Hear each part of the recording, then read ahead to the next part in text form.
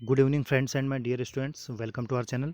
मैं राजेंद्र मंडलोई आपका हमारे चैनल पर फिर से बहुत बहुत स्वागत करता हूं। जैसा कि आप सभी जानते हैं कि हमारे चैनल के माध्यम से संविदा शिक्षक वर्ग 3 तथा साथ ही क्लास 9th से लगाकर क्लास 12th की एग्ज़ाम की तैयारी, साथ ही text book, workbook, grammatical portion, सभी फुल पैकेज, कंप्लीट पैकेज हम कह सकते हैं, हमारे चैनल के माध्यम से हम प्रोवाइड करा रहे हैं। तो अभी तक हमने क्लास 12th की यदि हम बात करें तो लेसन नंबर 8 हमने अभी तक कंप्लीट कर दिया है और उसके वीडियोज़ हमने प्लेलिस्ट में बना दी हैं। अभी तक आपने हमारे चैनल को यदि सब्सक्राइब नहीं किया है तो सब्सक्राइब करें, और सब्सक्राइब करने के बाद में आप प्लेलिस्ट में जाकर grammatical portion, text book, workbook की अपनी अच्छे से तैयारी कर सकते हैं। ठीक है दोस्तों, तो आज का जो हमारा टॉपिक है, ये टॉपिक है lesson number 9, I am Joe's brain. मैं जो का मस्तिष्क हूँ, ये इसका टाइटल है। मतलब कहने का तात्पर्य ये है कि जो हमारा लेसन है, ये लेसन पूरा हमारे मस्तिष्क, हमारे ब्रेन से संबंधित है। हमारे ब्रेन की संरचना कैसी है, वह कैसे कार्य करता है, ये सारी चीज़ें हमें डिटेल में यहाँ पर बताया जाएगा। बायोलॉजी के यदि स्टूडेंट हैं आप, ठीक है, यदि आप बायो के स्टूडेंट हैं तो आपको बहुत ज़्यादा फ़ायदा होने वाला है, क्योंकि आप तो वैसे भी in future you will be a fine doctor, then you have to know about the brain, deeply knowledge of brain as far as I concern. चलिए, तो आप यदि बायो के स्टूडेंट्स भी हैं तो आप प्लीज़ मुझे कमेंट्स करके बताएं कि बायो के हमारे जो स्टूडेंट ऑनलाइन जो जुड़े हुए हैं उनमें बायो के कौन कौन से स्टूडेंट हैं या कितने हैं। ठीक है, तो मैं उनसे क्वेश्चन करूंगा उस हिसाब से कि बायो से रिलेटेड आपको नॉलेज आपको भी प्रोवाइड करना है ना। तो चलिए आज के वीडियो की शुरुआत करते हैं। बायोलॉजी के जो भी स्टूडेंट हैं, चाहे वो मैथमेटिक्स या आर्ट्स कॉमर्स के भी हों, तो उनके लिए भी ये क्वेश्चन मैं सबसे पहले आपके लिए छोड़ देता हूँ, जो आपको कमेंट्स करके बताना है। देखिए यहाँ पर एक चित्र बना हुआ है, तो यहाँ पर ये ब्रेन इंटरनल, हमें हमारी खोपड़ी जो है इसके अंदर का ब्रेन का जो चित्र है ये दिखाई दे रहा है। अब इसमें लिखा हुआ है सेरिब्रम लेफ्ट, हम आपकी जगह सेरिब्रम राइट हेमिस्फीयर और सेरिब्रम लेफ्ट हेमिस्फीयर, और ये सेरिबेलम, ठीक है, और स्पाइनल कॉर्ड। तो आपको कुछ नहीं करना है, आपको इन तीन चीज़ों के बारे में बताना है कि सेरिब्रम क्या होता है, सेरिब्रम राइट, सेरिब्रम लेफ्ट और सेरिबेलम, ये क्या चीज़ें हैं, इनका आपको बताना है ना। जितना आपसे हो सके आप कमेंट्स करके मुझे बताएं। ठीक है, ये चीज़ें यदि हमें समझ में आती है कि मस्तिष्क का आकार किस प्रकार का होता है और इसमें कौन कौन सी चीज़ें होती हैं, है ना। चलिए अब इस लेसन की शुरुआत करते हैं। दूसरी बात मैं आपको ज़रूर बताऊंगा कि क्लास 12th की इंग्लिश में जो टेक्स्ट बुक में जो लेसन से हैं, पोएम्स को छोड़कर काफ़ी बड़े बड़े लेसन हैं, तो इनको हम एक वीडियो में कवर नहीं कर पाते हैं, तो इनके हम अलग अलग पार्ट बनाते हैं और उन पार्ट्स के माध्यम से आपको समझाने का प्रयास करते हैं। आपको किसी प्रकार का कोई डाउट या कोई क्यूरी रहे तो आप कमेंट्स करके बता सकते हैं, और हमारे उन सारे वीडियोज़ को आप प्लेलिस्ट में जाकर देख सकते हैं। ठीक है दोस्तों, चलिए तो शुरू करते हैं। आई एम जोस ब्रेन, ठीक है, मैं जो का मस्तिष्क हूँ। जो कौन है, जो जनरलाइजेशन है, जनरलाइजेशन है मतलब जो कोई भी हो सकता है। ठीक है, मैं भी हो सकता हूँ, आप भी हो सकते हैं, सभी हैं, है ना। जो ये ब्रेन अपने आप से यहाँ पर बात करेगा और हमें बताएगा कि मेरे अंदर क्या क्या है और क्या क्या फंक्शंस कार्य करते हैं। तो चलिए पहले कोटेशन पढ़ते हैं। Which is the most important part of the body, हमारे शरीर का सबसे महत्वपूर्ण भाग कौन सा है और क्यों। यदि हमारे शरीर का सबसे महत्वपूर्ण भाग मस्तिष्क है तो वो क्यों है, इसको हम डिटेल में पढ़ेंगे। चलिए पढ़ते हैं, पढ़ने का प्रयास करते हैं। कंपेयर टू मी, मेरी तुलना में, other wonders of universe pale into insignificance, दुनिया के ब्रह्मांड की जितनी भी वस्तु हैं वो सब महत्वहीन हैं। इनसिग्निफिकेंट का अर्थ होता है महत्वहीनता। I am a 1.5 kilo mushroom of grained white tissue of gelatinous consistency। तो वो कह रहा है, अब जो ये मस्तिष्क स्वयं कह रहा है कि I am a 1.5 kilo mushroom of grey. Mushroom आपने देखा होगा या पहचानते भी होंगे, तो मशरूम के जैसा हूँ, और वो भी 1.5 किलो का, ठीक है, जिसमें कि ग्रे कलर और सफ़ेद कलर के टिश्यूज, गेलेटिनस का अर्थ होता है चिपचिपा पदार्थ जिसको हम बोलते हैं, और वो भी पूरी सघनता के साथ। ठीक है, तो ये ग्रे कलर का, माफ़ कीजिएगा, एक मशरूम टाइप का 1.5 किलो का ग्रे और वाइट कलर के टिश्यूज से भरा हुआ है ना, हमारा मस्तिष्क। देखिए ये जो चीज़ आपको दिखाई दे रही है, ये इनकी बात कर रहा है वो। ये कैसे हैं, ग्रे एंड वाइट कलर के टिश्यूज़ हैं, और ये भी कैसे चिपचिपे हैं। फिर बात कह रहा है, no computer exist that can duplicate my all my myriad functions. दुनिया में कोई ऐसा कंप्यूटर नहीं बना है कि जो मेरे असंख्य MYRIAT, इसका अर्थ होता है असंख्य, अनगिनत फंक्शंस की डुप्लीकेट कॉपी बना सके। कहते हैं ना कि इंसान ने सब कुछ बना दिया है, उसने रोबोट बना दिया है, जो रोबोट आप जो कहेंगे वह कार्य करेगा, लेकिन उसके अंदर फीलिंग्स नहीं है रोबोट्स के अंदर। तो कहने का तात्पर्य ये है कि मस्तिष्क जो है, इसके अंदर जितने फंक्शंस हैं, ऐसी की ऐसी हूबहू डुप्लीकेट कॉपी कोई कंप्यूटर एग्जिस्ट नहीं कर सकता। My component parts are staggering in number. Component का अर्थ होता है घटक। क्या अर्थ होता है, घटक। और स्टैगरिंग का अर्थ होता है आश्चर्यजनक। क्या होता है, आश्चर्यजनक या चौंका देने वाले। तो मेरे अंदर के जो घटक हैं, है ना, वो बहुत ही आश्चर्यचकित हैं संख्या में। जैसे हम यदि उनके बारे में सुने कि कितने होंगे, तो हम आश्चर्य करेंगे कि कितने भी हो सकते हैं। जैसे सम 30 बिलियन न्यूरॉन्स, न्यूरॉन्स का तंत्रिका तंत्र जिसको बोलते हैं, और यहाँ पर वर्ड आया है बिलियन। बिलियन का अर्थ होता है 1 करोड़। क्या होता है, 1 करोड़। और 30 बिलियन की वो बात कर रहा है, मतलब 30 करोड़ तो न्यूरॉन्स हैं।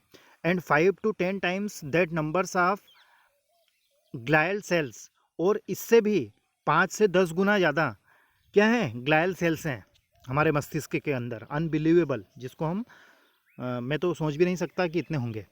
उम्मीद करता हूँ कि आप भी ऐसे ही महसूस कर रहे होंगे। 30 billion, 30 crore, how it is possible.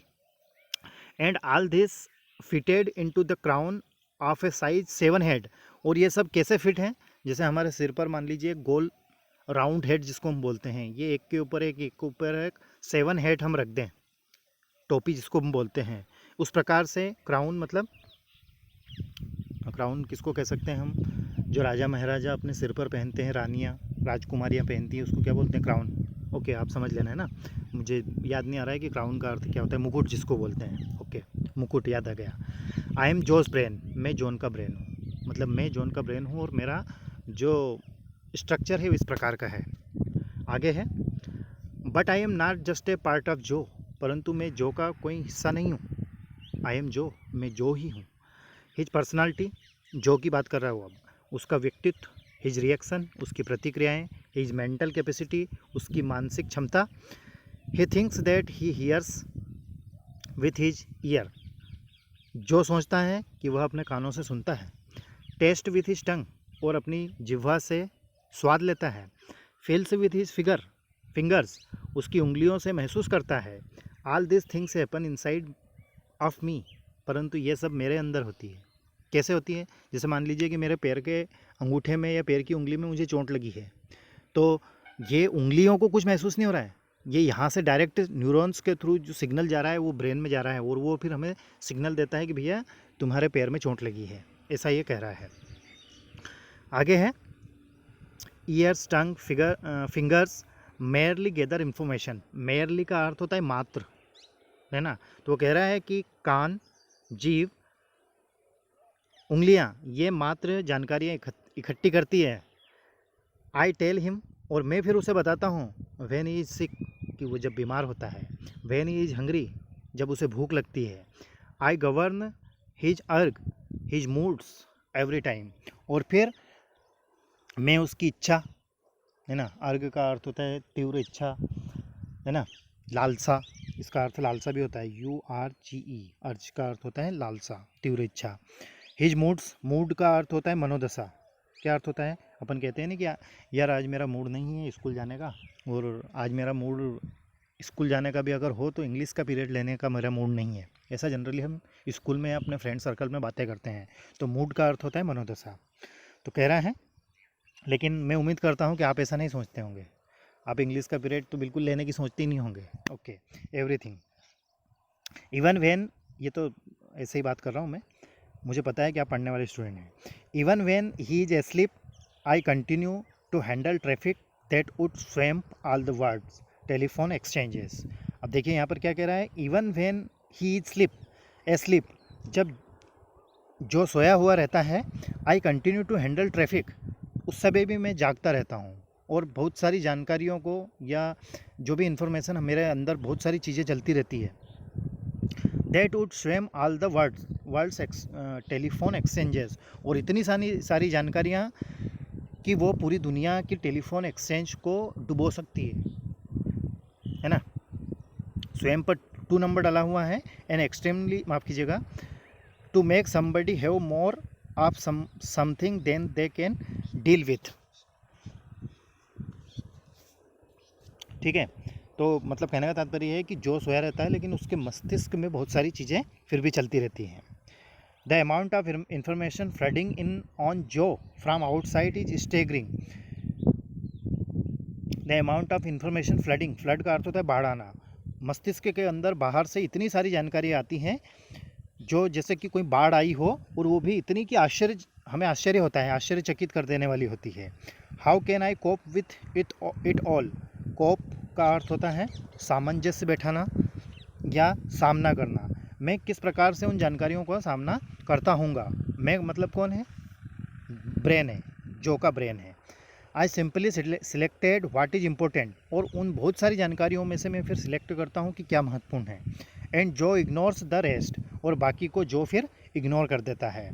If जो puts A phonograph record on and attempts to read at the same time, he will concentrate on the record or the book, but not both। मतलब कहने का तात्पर्य यह है कि जो उसके सामने मान लो बहुत सारी चीज़ें आ रही हैं, तो उनमें से सिर्फ ही वो कुछ ही चीज़ों को या 2 चीज़ों में से सिर्फ एक पर ही कॉन्सेंट्रेट करता है, दूसरी पर नहीं कर पाता है।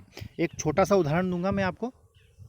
जैसे मान लीजिए कि आप कोई सी मूवी देख रहे हैं या टीवी देख रहे हैं, है ना, इस कोई सा सीरियल देख रहे हैं या कोई सा गाना सुन रहे हैं, तो उस गाना सुनते समय या मूवी देखते समय आपको और भी बहुत सारी चीज़ें आसपास से, आपके घर में से, कमरे में से, छोटे बच्चे, आपके भाई बहन द्वारा वो भी बातें करते हैं, तो वो भी आपको सुनाई देती है, लेकिन आप उस कॉन्सेंट्रेट आपका उस मूवी पर है ना, या फिर उस गाने पर है जिसको आप सुन रहे हैं, उसकी बात वो क्या कह रहा है या बाहर से जो आवाज़ें आ रही हैं उस पर हम ध्यान नहीं देते। मतलब जो हमारा मस्तिष्क है, जिस पर हम कॉन्सेंट्रेट करना चाहते हैं, उसको एक्सेप्ट करता है, और बाकी की जो इन्फॉर्मेशन है, जो सुनाई दे रहा है या कुछ भी है, उसको हम इग्नोर करते जाते हैं। उम्मीद करता हूँ कि आप समझ गए होंगे, और भी अच्छे से हम जब आपका क्लास में डिटेल फिर से हम रिवाइज़ आपको करवाएंगे तो उस समय बहुत अच्छे से समझ में आएगा, ऐसी मैं उम्मीद करता हूँ। इफ़ जो becomes involve in A particularly good novel, देखिए यहाँ पर और अच्छे से क्लियर होगा।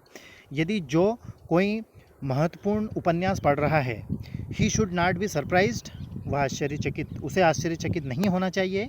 If he does not remember hearing his favourite musical pages, तो यदि उसका कोई फेवरेट संगीत भी यदि चल रहा है और वो उस इंटरेस्टेड नॉवेल को पढ़ने में व्यस्त है, तो उसे आश्चर्य नहीं होना चाहिए कि वो जो उसका फेवरेट सॉन्ग चल रहा है उस पर वह ध्यान नहीं दे रहा है। क्लियर है, मतलब आप उस नॉवेल को पढ़ने में व्यस्त हैं, है ना, उसमें आपको इंटरेस्ट आ रहा है, और आपका पसंदीदा गाना भी यदि साइड में चल रहा है तो आप फिर उधर ही ध्यान देंगे। ठीक है, तो आज के वीडियो में बस इतना ही। कल तक के लिए मैंने जो आपको होमवर्क दिया है वो होमवर्क आप मुझे कमेंट्स करके बताएंगे। साथ ही आप अपना ध्यान रखें, अपने परिवार के सदस्यों का ध्यान रखें, और अच्छे से पढ़ाई करें। किसी प्रकार का डाउट या कोई क्यूरी है तो आप विदाउट एनी हेजिटेशन आप कमेंट्स कर सकते हैं, और भी हम आपके जो भी पोर्सन है क्लास 12th के से संबंधित वो भी हम कंप्लीट करने का प्रयास करेंगे। Thank you very much for watching. Stay home, stay safe, and please take care of your self.